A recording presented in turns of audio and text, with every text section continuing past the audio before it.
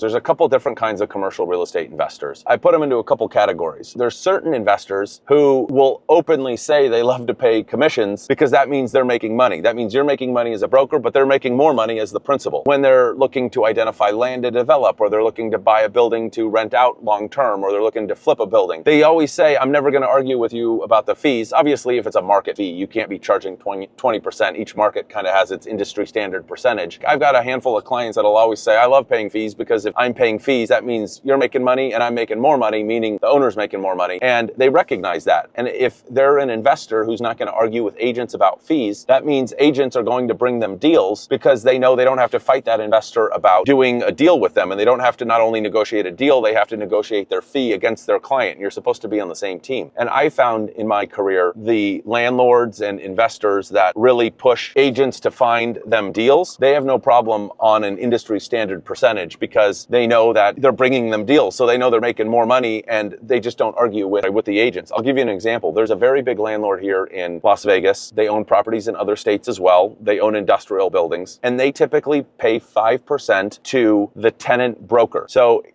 as a real estate agent, as a commercial real estate broker, if I bring a deal to this landlord, I'm going to get paid a 5% fee and they pay it quickly. They don't try to stagger it over years and have a bunch of contingencies on it. Well, guess what? As an agent, you want to make sure if you bring them a good tenant that you get paid in a timely manner. And their buildings stay relatively full because agents know that they're fairly, professional to work with and that it's not going to take a long time to get paid. So when you get clients, you always want to tour them because it's not going to be a big pain in the butt to get paid. So that landlord has this business model and perspective that I'm not going to argue with these agents. If I'm paying them quickly in a market percentage, they're going to bring me their best clients and they're going to put the best client turn into the best tenants. And then the agent gets paid and the best tenants end up with these owners and they get their rent check on time.